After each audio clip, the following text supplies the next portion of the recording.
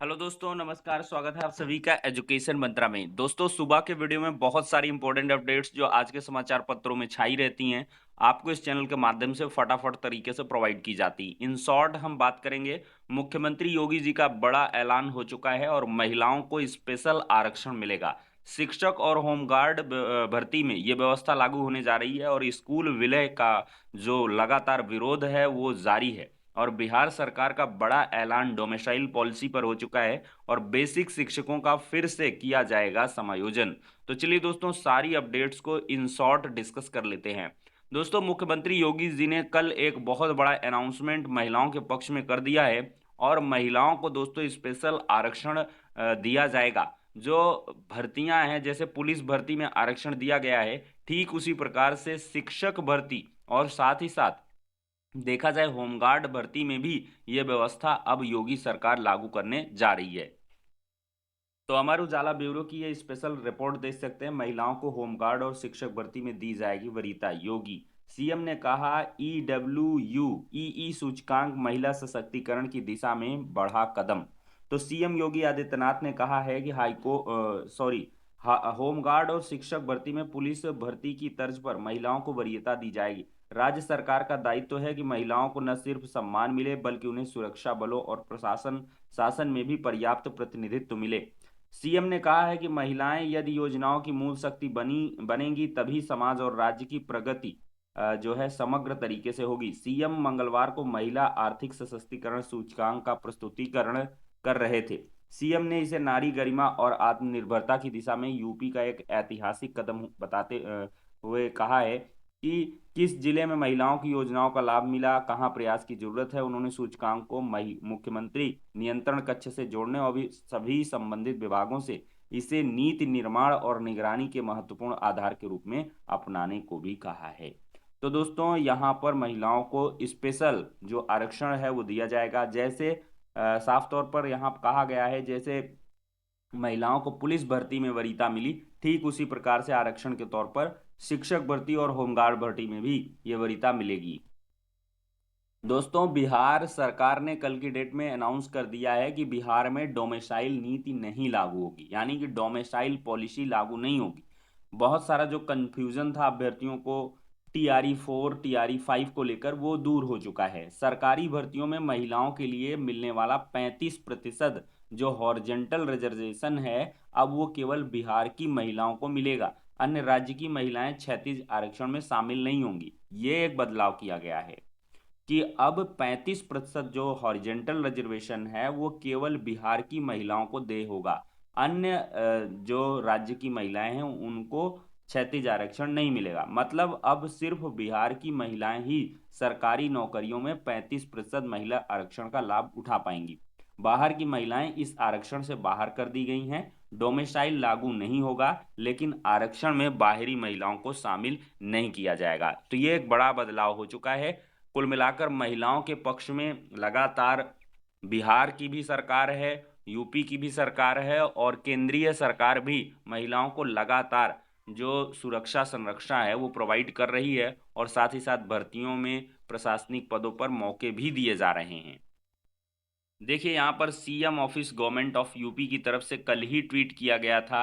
UP government का दायित्व है कि महिलाओं को न सिर्फ सम्मान मिले बल्कि उन्हें सुरक्षा बलों और शासन प्रशासन की संरचना में भी पर्याप्त प्रतिनिधित्व प्राप्त हो। तो होमगार्ड और शिक्षकों की नई भर्ती में पुलिस भर्ती की तर्ज पर महिलाओं को वरीयता मिलेगी। यहाँ पर देख लीजिए, विधानसभा चुनाव से पहले नीतीश कैबिनेट ने लिया बड़ा निर्णय। नौकरियों में स्थानीय महिलाओं को 35% आरक्षण, रोजगार के लिए युवा आयोग का गठन। दोस्तों, प्राथमिक विद्यालयों के विलय के खिलाफ बीएसए कार्यालय पर प्रदर्शन हुआ है। हाईकोर्ट के फैसले पर उठाए सवाल, पुनर्विचार की मांग की गई है। तो राज्य सरकार की ओर से छात्र संख्या कम होने पर प्राथमिक विद्यालयों के पियरिंग यानी कि विलय की नीति के विरोध में मंगलवार को बड़ी संख्या में शिक्षक बीएसए कार्यालय पहुंचकर धरने पर बैठ गए। उत्तर प्रदेश प्राथमिक शिक्षक संघ के बैनर तले हुए इस विरोध प्रदर्शन में शिक्षकों ने हाईकोर्ट के फैसले पर नाराजगी जताते हुए इसे सुप्रीम कोर्ट में चुनौती देने की बात कही है। संघ के पदाधिकारियों ने कहा है कि सरकार की इस नीति से गांव के हजारों बच्चे शिक्षा से वंचित हो जाएंगे। संघ के अध्यक्ष सुधांशु मोहन ने आरोप लगाया है कि स्कूलों का विलय असल में उन्हें बंद करने की साजिश है। उन्होंने कहा कि इस फैसले से रसोइयों की नौकरी पर भी संकट आ गया है और हजारों पदों को समाप्त करने की तैयारी की जा रही है। विरोध प्रदर्शन में उपस्थित शिक्षकों ने कोर्ट के फैसले पर कटाक्ष करते हुए कहा है, हम भगवान से प्रार्थना करते हैं कि हमारी सुनवाई उन अदालतों में ना हो जहां बोरे भरकर नोट मिलते हैं। उन्होंने हाईकोर्ट से अपने फैसले पर पुनर्विचार की मांग भी की हुई है। ये देख लीजिए अन्य समाचार पत्र अमर उजाला ब्यूरो में बिजनौर जिले में बेसिक शिक्षा कार्यालय के बाहर स्कूलों के विलय के खिलाफ प्रदर्शन करते शिक्षकों का फोटोग्राफ यहां पर लगा हुआ है और विलय के खिलाफ शिक्षकों ने प्रदेश भर में प्रदर्शन किया है और बीएसए कार्यालय पर शिक्षकों ने 10 सूत्रीय ज्ञापन भी सौंपा है। पुरानी पेंशन बहाली, शिक्षकों की पदोन्नति और सामूहिक बीमा की मांग भी उठाई गई है। और दोस्तों यहाँ पर भी देखिए ममफोर्डगंज प्रयागराज में भी ये प्रदर्शन देखने के लिए मिला है। चलिए दोस्तों अब अलग अपडेट देखते हैं। बेसिक शिक्षकों को स्वैच्छिक तबादले का एक और मौका मिलेगा। मैं इन शॉर्ट बता देता हूं कि जो स्थानांतरण हुआ था उसमें बहुत सारे ऐसे विद्यालय हैं जहां पर अभी डेफिसिट और सरप्लस का टीचर्स का दिख रहा है। तो सचिव बेसिक शिक्षा परिषद ने कहा है कि हम स्वेच्छा से स्थानांतरण के लिए दोबारा आवेदन लेने जा रहे हैं, जिसमें आवश्यकता से अधिक वाले शिक्षक, आवश्यकता वाले विद्यालयों की सूची तैयार की जाएगी ताकि उसी अनुरूप शिक्षक ऑनलाइन आवेदन कर सकें। शिक्षकों का सत्यापन जो आवेदन का होगा बेसिक शिक्षा अधिकारी द्वारा कराया जाएगा, उसके बाद स्थानांतरण आदेश जारी किया जाएगा। और दोस्तों इस बार ये वार्निंग दी गई है कि विद्यालय से स्वेच्छा से आवेदन ना करने पर विभाग अब अपने स्तर से अगली बार कार्रवाई करेगा। मतलब ये समायोजन की प्रक्रिया जो है अभी स्वैच्छिक रहेगी और इसके लिए पोर्टल बहुत जल्द खुलने वाला है। और मुझे जहां तक जानकारी मिली है कि 14-15 तारीख तक ये पोर्टल खोल दिया जाएगा फिर से, और इसमें आवेदन करके आप अपने मनपसंद के विद्यालयों में आसपास में जा सकते हैं अगर आप सरप्लस में आते हैं। अन्यथा जो है अगली बार फोर्सली अपने तरफ से विभाग के द्वारा समायोजन किया जाएगा।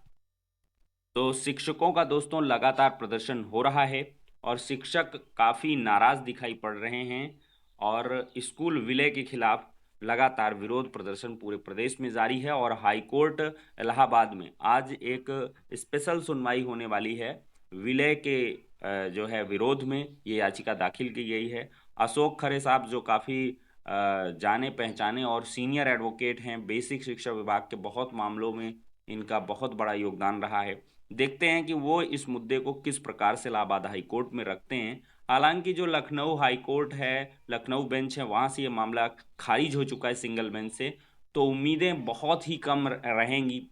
माइन्यूट सी 0.1% से भी कम आप कहें कि ये याचिका बचे, अन्यथा इसको खारिज ही होना है। लेकिन जो अब होगा वो डिवीजन बेंच, और मैं तो कहूँगा कि सुप्रीम कोर्ट से ये केस अब फाइनल होगा। सुप्रीम कोर्ट ने चूंकि पहले बहुत सारे डायरेक्शन दिए हुए हैं, तो इस क्रम में सुप्रीम कोर्ट से ही मुझे ऐसा लगता है राहत मिलने वाली है। तो फिलहाल के लिए दोस्तों इस वीडियो में इतना ही, नेक्स्ट में मिलते हैं। चैनल को सब्सक्राइब करें, वीडियो को लाइक करें, ज़्यादा से ज़्यादा शेयर करें। नेक्स्ट वीडियो में मिलते हैं।